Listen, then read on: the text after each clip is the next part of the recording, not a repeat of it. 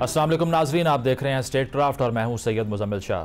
कल फैज़ हमीद साहब के हवाले से जो ख़बर सामने आती है उसके बाद एक शुबा ज़ाहिर किया जा रहा था कि तहरीक इंसाफ भी इस पर रिस्पॉन्ड करेगी, लेकिन आज बैरिस्टर गौर साहब की तरफ से फ्लोर ऑफ द हाउस पर यह कहा गया कि जो उनके ख़िलाफ़ जुल्म हुआ है, जो क्रैकडाउन हुआ है, उसका हिसाब चाहिए उनको। उन्होंने ये भी कहा कि हम पर सूबाइयत का कार्ड खेलने का इल्ज़ाम लग रहा है, लेकिन शफाफ तहकीकात का उन्होंने मुतालबा किया जो उनके कारकुनान के साथ हुआ। और साथ साथ ये कि मुज़ाकरात के हवाले से भी एक संजीदगी का इजहार किया जा रहा है अब तहरीक इंसाफ की तरफ से भी, साथ साथ हुकूमत की तरफ से भी।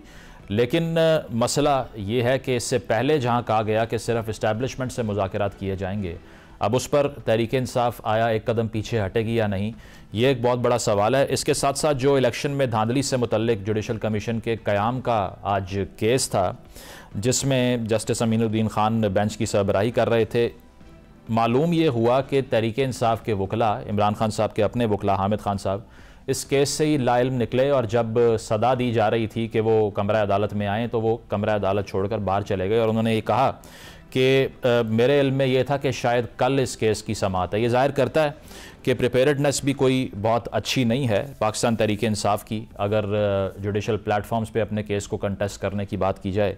और इसके साथ साथ ये कि ख्वाजा आसिफ साहब हों या दीगर हुकूमती रहनुमा हों, वो ये कह रहे हैं कि फैज़ साहब के ख़िलाफ़ जो कार्रवाई हो रही है वो दरअसल तहरीक इंसाफ को मदद फराहम करने के बारे में है और 9 मई में इन्वॉल्वमेंट के हवाले से है, जिसको PTI डिनाई करती हुई आई है। अंसार अब्बासी साहब की खबर है कि 50 से ज़ायद पॉलिटिशियन से फैज़ हमीद साहब राब्ते में थे, जिनमें से एक बड़ी तादाद तहरीक इंसाफ के रहनुमाओं की थी। तो ये दायरा कार कितना वसी होता है, फैसल वाडा साहब भी इस पर इजहार ख्याल कर चुके हैं। उन्होंने भी ये कहा कि मेरी ख्वाहिश है कि उम्र कैद तक ये मामला महदूद रहे, सज़ाए मौत भी हो सकती है। साथ साथ उन्होंने ये भी कहा कि तहरीक इंसाफ में बहुत से एलिमेंट्स, जिसमें बुशरा बीबी साहिबा का भी नाम उन्होंने लिया, उन्होंने ये कहा कि वो इमरान खान साहब को नुकसान पहुंचा रहे हैं दरअसल। तो ये एक तरफ अंदरूनी जो टसल है PTI के रहनुमाओं के दरमियान, वो एक बड़ा चैलेंज, और दूसरी चीज़ ये कि अब जो सिविल नाफरमानी का वो ऐलान कर बैठे हैं, उसके बाद अब मामलात मुज़ाकरात की तरफ जाएंगे या कोलिजन कोर्स की तरफ जाएंगे, इस पर गुफ्तगू का आगाज़ करते हैं। साबिक़ वफाकी वज़ीर फवाद चौधरी साहब ने ज्वाइन किया है। फवाद साहब, शुक्रिया आपके वक्त का। सबसे पहले तो पाकिस्तान तहरीक इंसाफ की जो पॉलिटिकल स्ट्रेटजी है, इसकी बात करें तो इस पर इख्तलाफ हो नहीं सकता कि 3 से 4 मुख्तलिफ फैक्शंस हैं, बुशरा बीबी साहिबा, अलीमा खान साहिबा, गंडापुर साहब और बैरिस्टर गौर साहब। तो आज जो कौमी असम्बली में बैरिस्टर गौर साहब ने बात की है कि मुज़ाकरात की बात होनी चाहिए और पार्लियामान का इस्तेमाल होना चाहिए, आपको लगता है कि ये कंसेंसस है इस पर तहरीक इंसाफ में, और जो लोग ये कहते हैं कि एहतजाज से ही सब कुछ हासिल करना है, वो इससे अग्री करेंगे? तहरीक इंसाफ में तो कंसेंसस है, ये तो हुकूमत में कंसेंसस नहीं है। तहरीक इंसाफ ने तो मुज़ाकरात की बात की है, पहले भी इलेक्शनों से पहले भी एक्चुअली मुज़ाकरात की बात जो है वो की थी। प्रॉब्लम ये है कि हुकूमत में एक जो फैक्शन है वो समझता है कि आपने जोर जबरदस्ती जबर फस्तायत से आपने स्ट्रीट पावर जो है PTI की कम कर ली है, तोड़ ली है, तो अब हमें क्या जरूरत है बातचीत की। और इस वक्त जो टेम्परेचर हाई है वो तो हुकूमत की वजह से आई है, PTI का तो उस पर कसूर नहीं है। PTI में तो कोशिश की है लोगों ने और हर तरह से यही कोशिश हुई है कि बातचीत की तरफ बढ़ा जाए। और फैक्शन ये जो आपने नाम लिए इनकी कोई अहमियत नहीं है। फैक्शन इस तरह के फैक्शन तो हर पार्टी में है। अच्छा, फैक्शन तो हो ना कोई जो इमरान खान के मुकाबले पे कोई ऑल्टरनेट हो, जो इमरान खान के ऊपर अगर क्लैरिटी है तो फिर बाकी फैक्शन की तो कोई अहमियत नहीं। नहीं, आप पहले भी कह चुके हैं कि तमाम लीडरशिप जो है ये नोबडीज़ हैं, लेकिन अब मसला ये है ना कि ये सिविल नाफरमानी की तहरीक का जो ऐलान हुआ, और इस पर भी वकास साहब ने ये कहा कि पहले बिल देने से इनकार किया जाएगा, फिर रेमिटेंस के ख़िलाफ़ बात की जाएगी। तो मैसेज तो यही जाता है कि एक स्टेट्समैनशिप होती है और एक पॉलिटिक्स होती है, इसमें कोई फ़र्क नहीं रहा अब, क्योंकि अगर बिल जलाए जाएं और दोबारा से वही सब हो, तो आप जिस तरह कह रहे हैं कि पॉलिटिकल टेम्परेचर हुकूमत बढ़ा रही है, ये जो इकदाम है इससे टेम्परेचर कम हो जाएगा। तो हुकूमत ऑप्शंस क्या छोड़ रही है PTI के लिए या अपोजिशन के लिए? देखिए ना, ये जो 800-900 साल हमें लगे हैं और हमने एक तरीकाकार तय किए हैं कि कॉन्फ्लिक्ट रेजोल्यूशंस कैसे होंगी, वो तमाम चीजें तो हुकूमत ने एक एक करके गिरा दी। मसलन सबसे पहले तय ये हुआ था कि जो ज्यादा वोट लेगा वो हुकूमत बनाएगा, 8 तारीख को लोगों ने फैसला दिया, 9 तारीख को वो फैसला बदल दिया। फिर ये हुआ कि जी चले जो डिस्प्यूट है वो कोर्ट्स में जाएंगे। कोर्ट्स में आप देख लें कि जो जजेस हैं एंटी टेररिज्म के या बाकी जिन्होंने थोड़ा सा भी आइन और कानून पे अमल करने की कोशिश की, उनके खानदानों को जिस तरह हैरेस किया गया, फिर हाई कोर्ट के चीफ जस्टिस के साथ जो हुआ, फिर खुद हाई कोर्ट इस्लामाबाद के जजेस ने तो खत ही लिख दिया, और फिर सुप्रीम कोर्ट को आपने खत्म कर दिया, ईसीपी आपने खत्म कर दिया, इलेक्शन कमीशन ऑफ पाकिस्तान को तबाह बर्बाद कर दिया गया, स्पीकर ऑफिस तबाह बर्बाद हो गया, सेनेट चेयरमैन ऑफिस की कोई हैसियत नहीं।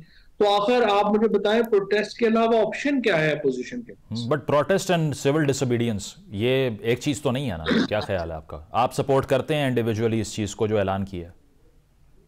देखिए, मैं ये समझता हूं कि कॉन्फ्लिक्ट रेजोल्यूशन करना हुकूमत का काम है, और हुकूमत कॉन्फ्लिक्ट बढ़ा रही है, कम करने को तैयार नहीं है। तो जब कम करने को तैयार नहीं है तो ये तो अभी मेरा ख्याल है कि ये और बढ़ जाएगा मामला। पाकिस्तान में जो पेचीदगियां हैं वो तो पहले ही बहुत ज्यादा बढ़ गई हैं, टेम्परेचर इतना हाई होने की वजह से, और आप अपने हर मुखालिफ को ठुड्डे मुक्के मार के बंदूक के जोर के ऊपर जो है वो अपनी पॉलिटिक्स करना चाहते हैं, तो जाहिर है कि फिर इसके कॉन्सिक्वेंस अच्छे नहीं है। अच्छा, 9 मई के हवाले से बैरिस्टर गौर ने आज ये कहा है कि 9 मई की जो धूल है उसको बैठना चाहिए, लेकिन कल जो ISPR की तरफ से एक स्टेटमेंट सामने आती है उसमें जनरल फैज़ हमीद साहब का जो ट्रायल है उसमें 9 मई को स्पेसिफिकली कैटेगोरिकली मेंशन किया गया है। तो ये गर्द तो अभी उड़ने का वक्त आया है जब वो एक्सपेक्ट कर रहे हैं कि धूल को बैठ जाना चाहिए। तो आप समझते हैं कि इसका दायरा कार वसी होगा? फैसल वाडा जो कह रहे हैं कि मैं दुआ कर रहा हूं कि बानी चेयरमैन तहरीक इंसाफ के लिए सिर्फ उम्र कैद की सजा हो, कुछ और ना हो जाए। देखिए, बात यह है कि अगर तो पाकिस्तान को हमने मुजीबुर रहमान साहब को सजाएं ये देख के खिदमत हो गई थी, और पाकिस्तान को हम दोबारा खिदमत करना चाहते हैं और इस तरह की बातों से करना चाहते हैं, तो फिर तो ज़ाहिर है हम आप कुछ नहीं कर सकते। लड़ाई और लस्सी तो हम पंजाबी में कहते हैं कि जितनी भी बढ़ा लें बढ़ती जाती है। अभी तक जो ट्रायल है उसमें तो खैर 9 मई का जिक्र नहीं है, उसमें तो जो लेन देन के मामलात हैं उसके हवाले से जो है वो जिक्र। ये जो मामला है कि इसके बाद इसको आगे कैसे होगा या क्या होगा, वो बाद में इन्वेस्टिगेशन में आएगी बात, या उसके बाद जो है वो बात आगे चलेगी। बट अपेरेंटली यही है कि इस वक्त तो चीजें जो हैं वो मेरा ये ख्याल है कि उसको नीचे आने के बजाय टेम्परेचर्स तो बढ़ रहे हैं। फवाद साहब, ये डिनाई करना PTI का कम्प्लीटली कि कोई ताल्लुक ही नहीं था फैज़ साहब की जो तमाम तर एक्टिविटीज़ थी उनसे तहरीक इंसाफ का, हालांकि ऑन रिकॉर्ड स्टेटमेंट्स मौजूद हैं खान साहब की जिसमें वो ये कह चुके हैं पहले कि DGISI दरअसल हुकूमत के आँखें और कान होते हैं और हमें पहले से पता था कि ये साजिश हो जानी है। फिर एक जगह उन्होंने ये भी कहा एक इंटरव्यू में कि अगर वो चीफ ना बनते तो सिविल वॉर का खदशा था तालिबान की वापसी की वजह से। ये सारे एम्बिशंस तो थे PTI के, इसको क्यों नहीं ऑन किया जाता? नहीं, मेरा नहीं ख्याल कभी भी डिसऑन किया है ISI के किरदार को हुकूमत में। नहीं, फैज़ और बिल्कुल, हाँ, तो फैज़ साहब तो उस वक्त DGISI थे ना जी, तो उससे कौन इनकार कर रहा है कि जो उनका रोल था हुकूमत के अंदर, या ये जो आपने जिस तरह से बात की, जब तालिबान की वहां पे हुकूमत आई है तो ये सिर्फ पाकिस्तान की असेसमेंट नहीं थी, ये CIA की असेसमेंट थी कि वहां पे सिविल वॉर होगी अफगानिस्तान में। और बिल्कुल उसके वक्त ये सोच थी खान साहब की कि ये कॉन्टिन्यूटी चाहिए इन चीजों की। लेकिन इस पे ये कहना कि आप उनको आर्मी चीफ बनवाना चाहते ही नहीं थे कभी और ये प्लान का हिस्सा ही नहीं था, ये भी ठीक है या इसकी तरदीद करेंगे आप?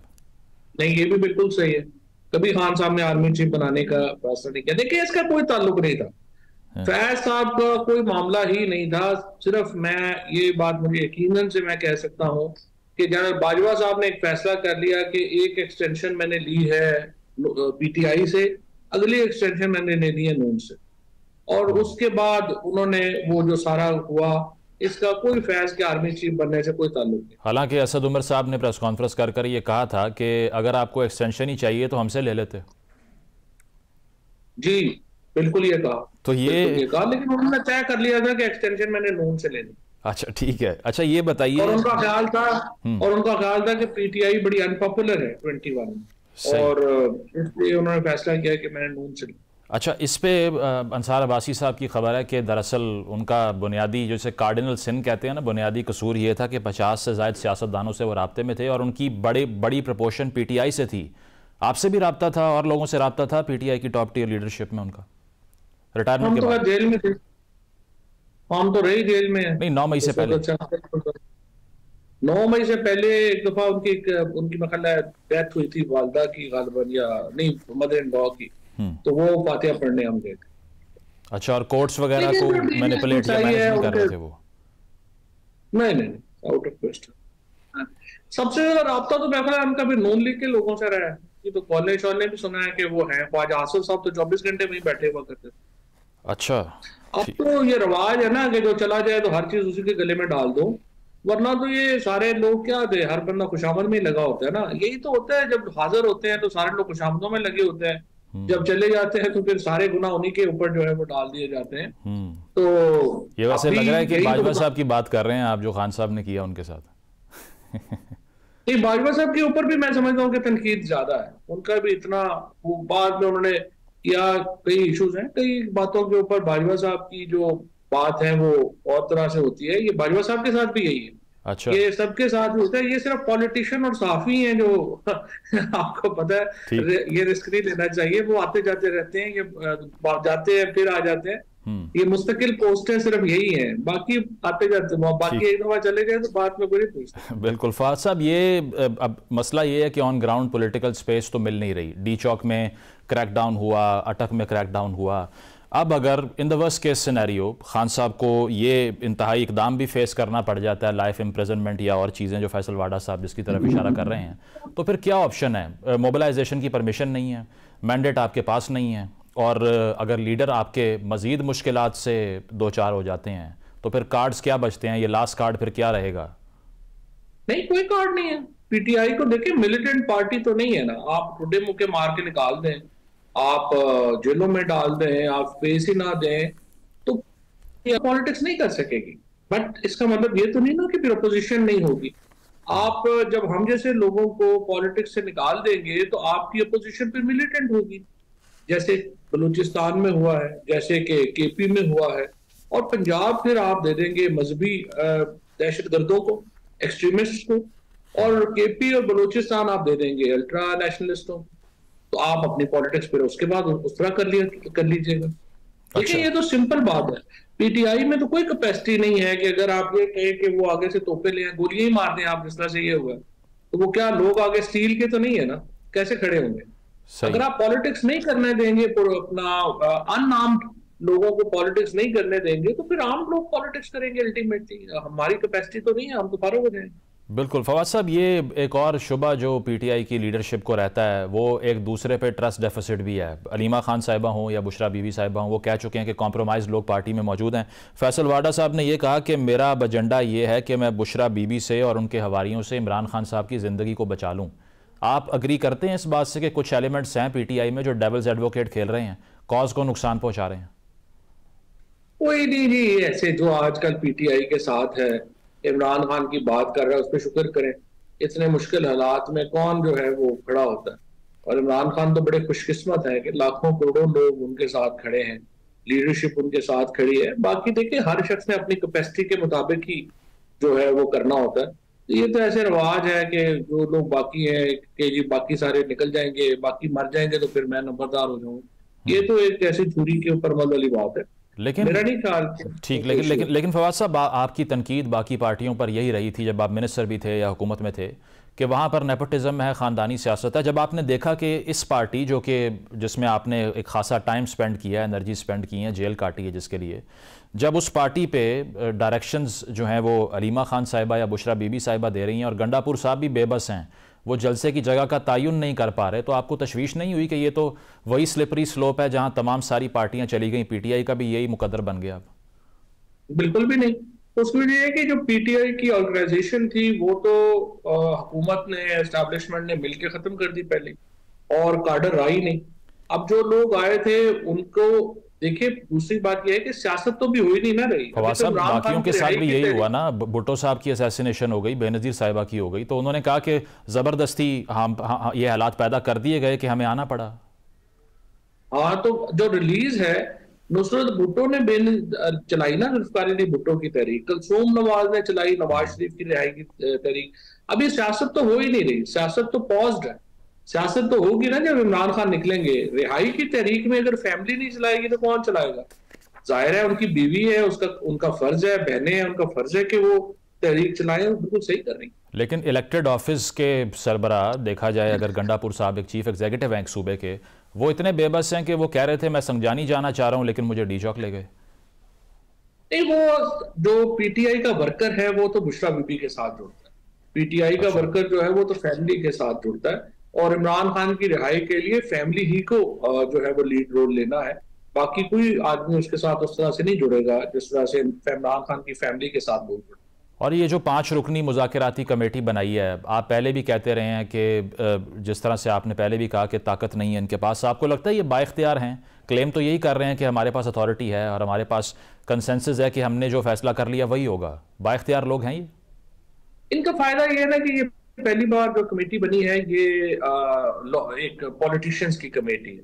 सलमान के अलावा बाकी लोग इसमें हार्डकोर पॉलिटिशियन, सो चाहे ये हो हामिद रजा हो, असद कैसर हो, अली अमीन हो, इनका एक डेफिनेटली फायदा ये है कि ये लोग जो हैं एक पॉलिटिशियंस हैं और ये मनूवर भी कर सकते हैं। मेरी राय में मेरी इनको ओपिनियन यही है कि इनको हुकूमत के साथ मुज़ाकरात अभी बैकडोर पे करने चाहिए। अपोजिशन पार्टीज के साथ मुज़ाकरात जो है वो शुरू करें पब्लिक आय में। हुकूमत के साथ मुज़ाकरात जो है वो बैकडोर में होने चाहिए, पर्सनल कॉन्ट्रैक्ट्स में उनके हैं। तो टेम्परेचर नीचे लाने के लिए यही है हल है। और मैंने कल लिखा है कि इसमें आपको जाना चाहिए, आपको एक नेशनल गवर्नमेंट की तरफ इमरान खान को रिलीज करें, एक नेशनल गवर्नमेंट बनाए 1 साल के लिए, एक टेम्परेचर नीचे लाए और फिर एक इलेक्शन होल्ड करें। और अगर पीपल्स पार्टी की तरफ से कोई इकदाम किया जाता है आपसे बातचीत करने का, तो वो ऑप्शन है या फिर वहां पर वही स्टांस होगा कि डाकुओं और चोरों से बात नहीं होगी?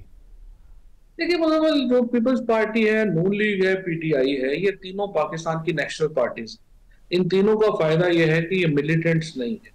और ये पीटीआई को भी ये बात जो है वो माइंड में रखनी चाहिए कि अगर मुस्लिम लीग नून नहीं होगी पंजाब में तो आपका मुकाबला फिर यहाँ पे रिलीजियस एक्सट्रीमिस्ट से होगा। अच्छा। जो अच्छी बात नहीं है।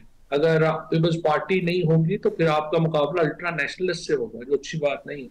सो नून लीग, पीपल्स पार्टी और पीटीआई ये तीनों नेशनल पार्टीज हैं, इनके इंटरेस्ट आपस में भी जुड़े हुए हैं। पार्लियामेंट्री डेमोक्रेसी में टेक ऑल नहीं होता। फवाद साहब, क्या ही अच्छा होता अगर खान साहब को भी ये बात आप समझा के कन्विंस कर लेते। हमने कर लिया था काफी हद तक और चीजें पहले जो है वो हो गई थी। सिर्फ ये मेरा ख्याल है अगर पॉलिटिकल पार्टीज पे छोड़ दिया जाए ना मामला तो वो हो जाएगा।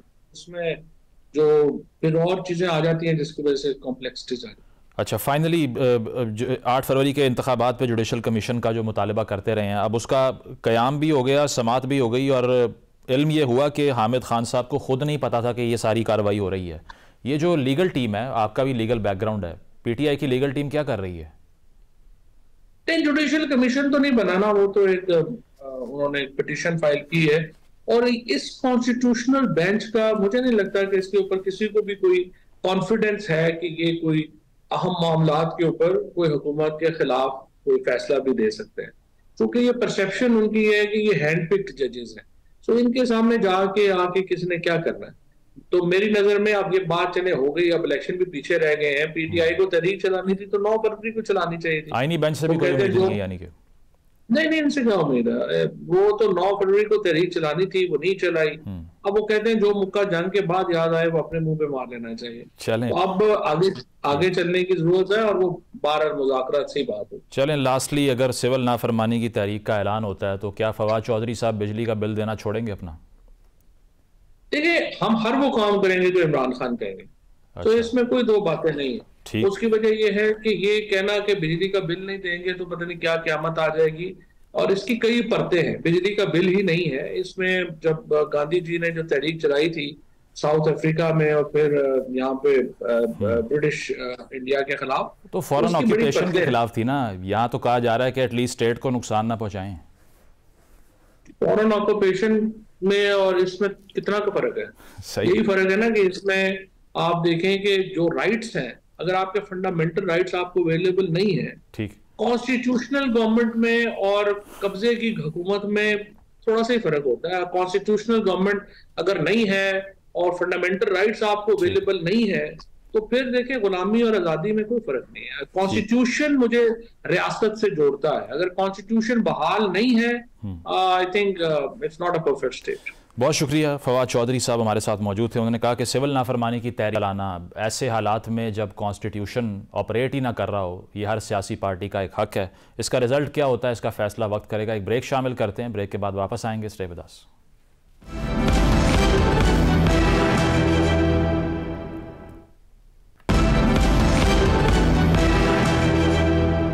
वेलकम बैक नाज़रीन। मुज़ाकरात के हवाले से दोनों फ़रीक़ैन, चाहे वो मुस्लिम लीग नवाज़ की हुकूमत हो या तहरीक इंसाफ हो, वक्तन फ़वक्तन मुख्तलिफ बयानात देते रहे हैं, लेकिन ये कहा जा रहा है कि अब ग़ालिबन आज एक अहम बैठक होने जा रही है जिस पर साहबज़ादा हामिद रज़ा साहब ने भी एक इशारा दिया कि आज हुकूमत और तहरीक इंसाफ के दरमियान कोई मुज़ाकराती अमल शुरू हो सकता है, जो कि खुशाइंद इसीलिए है कि हुकूमत को भी मुज़ाकरात को कमज़ोरी ना समझते हुए PTI से पोलिटिकली इंगेज करना चाहिए, ताकि डी चौक में जो हमने देखा कि वहाँ पर ताकत का इस्तेमाल करना पड़ा या रास्ते बंद करने पड़े या फिर क्रैक डाउन करना पड़ा, इस सारी सूरत हाल से आम शहरियों को भी बचाया जा सके और सियासी सलूशन निकाला जा सके। कितना इम्कान है कि दोनों फ़रीक़ैन बैठ कर कोई हल निकाल लेंगे, इस पर गुफ्तगू करते हैं। अज़हर सदीक़ साहब ज्वाइन कर रहे हैं, तहरीक इंसाफ के रहनुमा हैं, और इख्तियार वली ख़ान साहब मौजूद हैं, नून लीग के रहनुमा हैं। आप दोनों का बहुत बहुत शुक्रिया। इख्तियार साहब, आपसे आगाज़ करूँगा। आज बैरिस्टर गौहर साहब ने जो पार्लियामान में खिताब किया है, लग तो यही रहा है कि जिस तरह उनकी तरफ से कहा गया है कि मुज़ाकराती कमेटी हमने बनाई है, इसको कमज़ोरी ना समझें, तो ये एक अच्छा मौका है हुकूमत के लिए कि सिचुएशन को डिफ्यूज़ करे, उनसे इंगेज करे, ताकि दोबारा वो कन्फ्रंटेशन ना हो जो डी चौक पर हमने होते हुए देखी है। तो क्या रिस्पॉन्स होना चाहिए आइडियली हुकूमत का इस पर? Thank you very much Muzammil Shah भाई। देखें, एक तो ये बड़ी खुशाइंद बात है, हम कमजोरी नहीं समझते, हम इसको एक पॉजिटिव चेंज समझते हैं। चेंज इस तरह समझते हैं कि ये वो लोग हैं जो इनका दिमाग का जो लेवल था ना, इनकी जो सोच होती थी, वो आर्मी चीफ से और DGI से नीचे नहीं आती थी। बात करेंगे वहीं से करेंगे। असल में इन्होंने स्टार्ट वहीं से लिया था। अच्छा है, देर आए दुरुस्त आए। अब पॉलिटिशियंस के बात कर रहे हैं, पहले तो ये कहते थे ना कि हम ये इनसे बात करेंगे, ये तो पता नहीं कौन मुंशी है, कौन पता नहीं क्या है, ये है वो है। साथ में गौहर साहब ने एक मुतालिबा किया है कि अब धूल जो है ना 9 मई की इसको बैठाएंगे। बिल्कुल 9 मई के धूल तो तब बैठेगी जब 9 मई का एक फैसला हो जाएगा, और 9 मई पे अब तक तो कुछ हुआ ही नहीं है। जो अभी तक हुआ ये तो हल्की फुल्की मौसीकी थी। 9 मई तो अब खुला है। कल जिस तरह अगर आपने देखा कि कोर्ट मार्शल की प्रोसीडिंग्स जो है वो अपनी आबोताब पर चल रही हैं, अगर फौज अपना इदारा जनरल फैज के खिलाफ, जो उनका DGI भी रह चुका हो, जो उनका कोर कमांडर भी रह चुका हो, और वो फिर इमरान खान का एक नेक्स्ट आने वाला चीफ ऑफ स्टाफ भी था, उसका कैंडिडेट भी था, अगर उसके खिलाफ भी कार्रवाई हो सकती है, जो मुझे लग रहा है कि उसके तो ताने बाने, मैं अभी भी समझता हूं कि जनरल फैज इक्वली उसमें जिम्मेदार हैं, लेकिन उसको भी इस्तेमाल किया है। किसने किया? उस वक्त के वजीर आजम ने किया। तो अब तो भुगतने का वक्त आ रहा है। आपको सबसे पहले अगर धूल बिठाने की बात करते हैं तो बैरिस्टर गौहर साहब आप नहीं, सबसे पहले आपका जो अडियाला वुड है ना, वहां से माफी का ऐलान होना चाहिए, वो माफी मांगे। और साथ में ये भी आपको बता दूं कि अभी चीजें और आपके पल्ले पड़ने वाली हैं। अच्छा, जनरल फैज के वहां से अब ये भी खबर आपको मिलेगी, ये बात मुझे तो पॉलिटिकली पता था, आपको अभी ये इंस्टीट्यूशन से पता चल जाएगा कि बाकायदा इमरान खान ने उसको, जनरल फैज को टारगेट दिया था कि आप ज़रबे अज़ब रद्दुल फसाद के ऑपरेशन के बाद जो अमन कायम हुआ था, उन्होंने उसको कहा था कि इंपोर्ट करो TTP को दोबारा। चले मैं इसका जवाब दे लूं। ठीक है अजहर साहब, मुझे ये बताइए, ये दायरा कार वसी होने की बात सिर्फ हुकूमत तो नहीं कर रही, फैसल वाडा साहब ने भी ये बात की है कि मैं तो विश कर रहा हूँ कि ये अब उम्र कैद तक महदूद रहे, वरना खान साहब की बारी भी आ सकती है और इससे ज़्यादा बुरे कॉन्सिक्वेंसेस उनके लिए भी हो सकते हैं। खबर भी अंसार अब्बासी साहब की सामने आई है कि 50 लोगों से वो राब्ते में थे, सियासतदानों से, PTI के बहुत से पॉलिटिशियंस इन्वॉल्व थे। तो क्या स्ट्रेटजी होगी फिर अगर इस नहज पर मामला चले जाते हैं तो? बहुत शुक्रिया।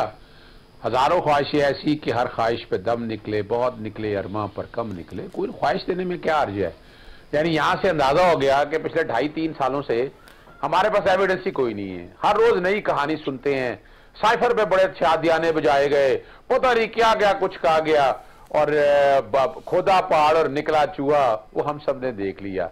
देखें, बात याद रखिएगा, अब वक्त आ गया है कि वो जो हम डिमांड कर रहे हैं ना, हम खलफशारी जमात जिसका नाम पाकिस्तान मुस्लिम लीग नून है, फ्रडिया जमात जिसका नाम पाकिस्तान मुस्लिम लीग नून है, और उसके हवाले से चीजें हम देखना चाहेंगे। हम आपको पता नहीं है कि जो मॉल्टन सानिया है वो किसने किया, इस मुल्क की इकॉनमी जहां तक लेकर आया कौन आया। हम अभी बातों की बाकी तरफ नहीं जा रहे, लेकिन हम खलफशारी की तरफ ये चीजें सारी सामने आ जाएंगी। इसलिए 2 डिमांडें रखी। एक डिमांड बड़ी वाजे रखी कि 9 मई की जुडिशल इंक्वायरी करा लें। अच्छा, डरते फिर रहे हैं ऐसे कि पता नहीं क्या हो गया, छुपा के रखा हुआ है, कब्रों में रखा हुआ है। वो 26 नवंबर की कहा, तो 26 नवंबर की आप जरा यहां से अंदाजा लगा लें कि 26 नवंबर में जो लोग पकड़े उनको 9 मई के वाकयात में इन्वॉल्व कर लिया। यानी हालत ये है कि अभी तक 9 मई की इंक्वायरी और इन्वेस्टिगेशन ही कंप्लीट नहीं हो रही। अजहर साहब वो कह रहे हैं, ख्वाजा आसिफ साहब कह रहे हैं आईडी कार्ड नंबर दे दें जो शहदा जिनके नाम हैं, तो हम ये इस बात को एक्नॉलेज कर लेंगे कि वो कैजुअल्टीज हुई हैं।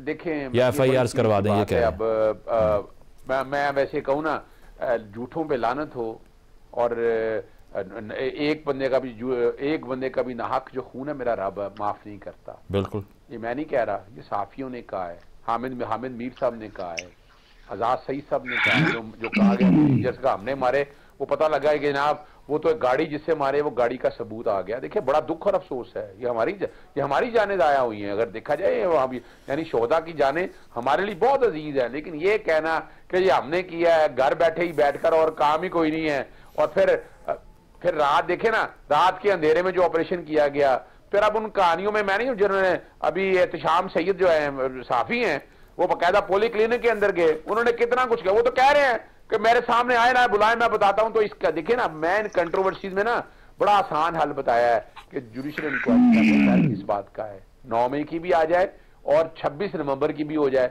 और इसमें हल तो होना भी नहीं चाहिए। और इसी बुनियाद के ऊपर कह रहे हैं कि अगर नहीं करेंगे तो फिर हम जाएंगे सिविल नाफरमानी की तरफ। अभी ये नहीं कहा। अच्छा। और सिविल नाफरमानी में ओवरसीज पाकिस्तानी बहुत ज्यादा जिद कर रहे हैं कि हमने ये अपना जो फॉरेन रेमिटेंसेस नहीं भेजनी। अच्छा। देखें ये फैसला क्या, मतलब वो अपनी फैमिलियों का नुकसान करने के लिए तैयार हैं। वो कह रहे हैं कि अपनी फैमिलीज को हम पैसे नहीं भेजेंगे। सवाल ये नहीं है, देखिए मुजम्मिल, सवाल ये नहीं है।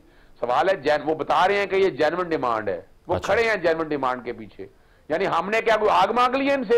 हम तो यही इंक्वायरी और इन्वेस्टिगेशन कह रहे हैं, करने में हर्ज क्या है? चले, मैं जवाब की उसको हुई थी ना, तो अब क्या प्रॉब्लम है इनमें? ठीक है। इख्तियार वली साहब, एक और मसला भी है सूबाइयत का। आपका ताल्लुक भी पख्तूनख्वा से। ख्वाजा आसिफ साहब ने आज ये कहा कि PTI सूबाइयत का कार्ड खेल रही है, लेकिन PTI हुकूमत को एक्यूज कर रही है कि आप जितने भी लोगों को अरेस्ट कर रहे हैं इस्लामाबाद से, वो पश्तून ही है, तो प्रोफाइलिंग तो आप कर रहे हैं। मैं बताता हूं। एक तो इनका वो शेर मैंने सुना ना, उसको मैं आजकल ऐसे पढ़ता हूं कि हजारों ख्वाहिशें ऐसी कि हर ख्वाहिश पे दुम निकले। अब आपकी हर ख्वाहिश पे दुम ही निकलेगी। ये हालात जिस नहज पे आपने पहुंचा दिए हैं ना, 9 मई अब खुला है, और 26 नवंबर को जो है ना, आपने 9 मई पे मिट्टी डालने की कोशिश की। आप चाहते हैं कि कोई ऐसी डोल ढमक्का हो, कोई ऐसी ड्रमिंग हो, कोई ऐसी धूल उड़ाई जाए, कोई ऐसा स्मोक आ जाए कि जिसमें 9 मई छुप जाए, जिसमें सारे वारदाती छुप जाएं। आप चाहते ये हैं कि पाकिस्तान की फौज को बदनाम करें, यहाँ पे उनमें बगावत पैदा हो। जो जनरल फैज वाली बातें हैं वो बगावत तक जा रही हैं। आप कह रहे हैं जुडिशियल कमीशन, मैं आपको एक बात बताऊं, आप बैठेंगे उधर ही पार्लियामेंट में, ये बात उधर करेंगे और वहां पे आपको जवाब भी मिल जाएगा। याद रखें कि कोई भी आप यहां से भी बच के नहीं निकल पाएंगे, और आप इंशाल्लाह अजीज 190 मिलियन पाउंड में भी फंदे आपके लिए तैयार पड़े। इख्तियार वली साहब, आपने कहा ना 9 मई आपने कहा 9 मई अब खुला है, तो ये तो फौज की अंदरूनी कार्रवाई है ना। हुकूमत ने तो चालान भी वक्त पे पेश नहीं किए, इतना अरसा गुजर गया, अब तक उसको मंतकी अंजाम तक पहुंचाने में भी असिस्टेंस नहीं की, तो ये फिर उसका क्रेडिट आप क्यों ले रहे हैं? मतलब ये देखिए, क्रेडिट मैं नहीं ले रहा हूं, मैं तो चीजों को एलॉबोरेट कर रहा हूं। क्रेडिट लेने की क्या ही बात है। अच्छा। मुल्क पे हमले हो, मुल्क के हसास इदारों पर हमले हो, कर्नल शेर के मुजस्समे को तोड़ा जाए, रेडियो पाकिस्तान और जना हाउस को राख का ढेर बनाया जाए और उस पर हम क्रेडिट लें।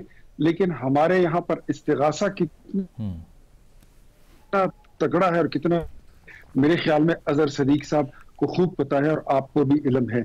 लेकिन मैं ये भी बता दूं कि वहां पर भी केसेस अभी खत्म नहीं हुए हैं जो गवर्नमेंट की साइड से हैं, लेकिन पाक आर्मी का अंदर जो मामला है, जो तरीकेकार है, वो जिस तरीके से इन्वेस्टिगेट करते हैं, वो जिस तरीके से फर्दे जुर्म जब फ्रेम करते हैं ना, चार्ज को फ्रेम करते हैं, वो उनका जो तरीकेकार है वो बहुत सॉलिड होता है, वो बहुत प्रूफ्स के साथ होता है और वो वैसे नहीं होता। और हुकूमत का सॉलिड नहीं होता, हुकूमत का नहीं सॉलिड होता। उस वक्त आपको पता है कि गवर्नमेंट कौन था, उस वक्त हुकूमत के क्या हालात थे, मुल्क के क्या हालात थे, मुस्तगीज के क्या हालात थे, वो भी आपके सामने है। लेकिन जो चीजें अभी हो रही हैं, प्रोसिक्यूशन उसमें लगी है, अभी हमारी तरफ से 9 मई क्लोज नहीं हुआ, होने लगा है। मैं आपके सवाल पे आता हूं कि जो आप पूछ रहे थे ये पश्तूनों के प्रोफाइलिंग के बारे में, it's not like this, it's totally a propaganda spreading by PTI. ये लोग ववेला कर रहे हैं, कोई प्रोफाइलिंग नहीं हो रही। मैं खुद पश्तून हूं, मेरा खुद अपने लोगों के साथ राब्ता है, मैंने अपने जो मेरे ग्रुप्स हैं मैंने वहां पे उसमें डाला हुआ है कि किसी के साथ इम्तियाजी सलूक हो तो मुझे बताइए। आई स्पोक टू आईजी साहब, ये सिर्फ और सिर्फ ये नैरेटिव आप कह रहे हैं, ठीक है अजहर, ठीक है, नैरेटिव बना रहे हैं। प्रोग्राम में एक ब्रेक शामिल करेंगे, ब्रेक के बाद वापस आते हैं। Stay with us.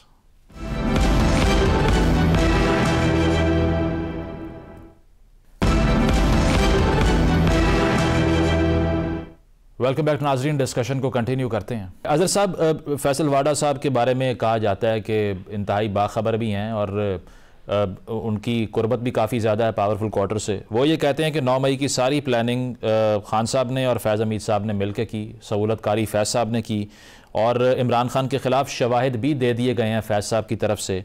तो फिर ये भी कहा जा रहा है कि सिविल नाफरमानी की कॉल दी ही इसलिए जा रही है ताकि प्रेशर एक्सर्ट करके टेबल पे बिठा दिया जाए, इससे पहले कि आप भी इस दायरा कार में आ जाएं। ये है बात ठीक? अच्छा देखिए मुजम्मिल साहब, मैं फिर बताता चलूं, ये सुनते रहते हैं कहानियां, तोता मैना की कहानियां, वो अलिफ लैला की कहानियां बड़ी मशहूर हुआ करती थी और वो जासूसी डाइजेस्ट पढ़ते रहते थे। तो ये तो आप डाइजेस्ट पढ़ते हैं रोजाना के फैसल वाडा देखे ना, फैसल वाडा का क्या ताल्लुक है? फैसल वाडा का तो ताल्लुक है गेट नंबर 4 से।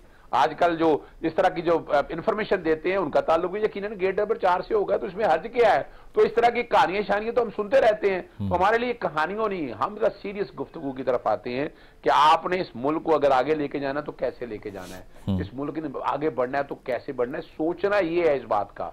मैं देखे ना, मैं तो आज थोड़ा कह रहा हूं, मैं तो देखिए 9 मई का जब वाकया हुआ, 9 मई के वाकये की पुरजोर मजम्मत की है, जिन लोगों ने किया करें उनका तिया पांचा कर दें। वजह क्या है कि मैं उन केसेस में जाता रहा हूं, एविडेंस ही नहीं है, वहां हवाई बातें हैं, नकाब पोश थे, वो नकाब पोश कौन थे?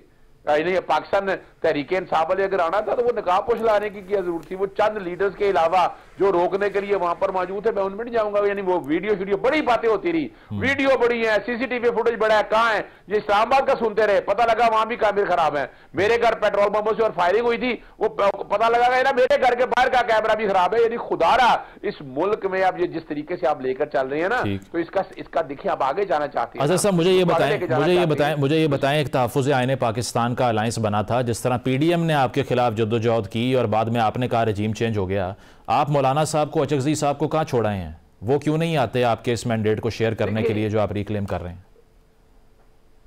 देखिए, पहली तो बात है, महमूद अचकज़ई साहब का हमने जो शुरू में जब होती थी ना डायलॉग के लिए, तो ये कहते 9 मई वालों से हमने बात नहीं करनी। महमूद अचकज़ई साहब को लाए, महमूद अचकज़ई साहब ने गुफ्तगू शुरू की, लेकिन कोई नहीं। वजह क्या है? वजह ये है कि वो सारे एक तरफ खड़े हैं।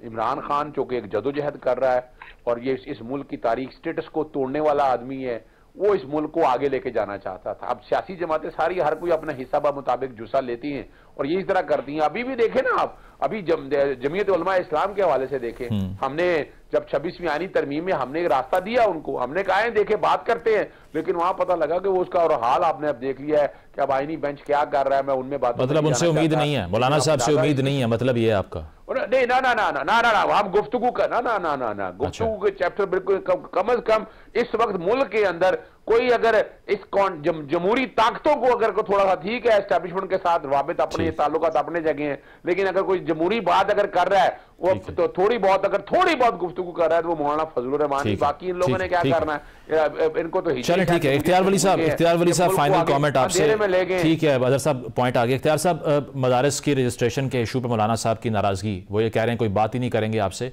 मना लेंगे उनको, चैलेंज बन जाएगा अगर एक और मार्च शुरू हो गया टुवर्ड इस्लामाबाद?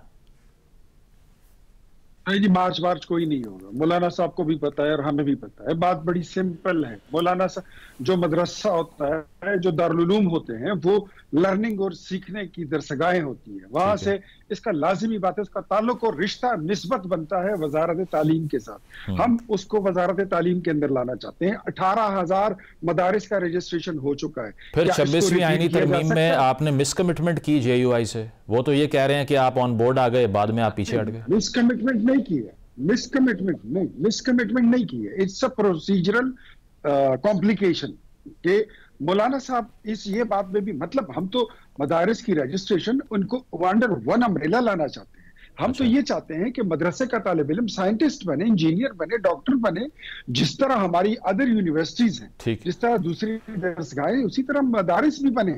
तो इसमें हम चाहते हैं कि ये वजारत तालीम के नीचे जो एक बड़ी मतलब समझ में आसानी से समझने आने वाली बात है। मौलाना साहब कहते हैं कि नहीं, ये लेबर डिपार्टमेंट के नीचे आ जाए, तो उसकी मंतक हमें समझ नहीं आती कि उसकी मंतक क्या है। चले, उम्मीद है मौलाना साहब समझा ना दें आपको इसकी मंतक। बहुत शुक्रिया। अजहर सदीक साहब, इख्तियार वली खान साहब हमारे साथ मौजूद थे। वक्त खत्म हो गया, एक शामिल करेंगे, ब्रेक के बाद वापस आते हैं। Stay with us.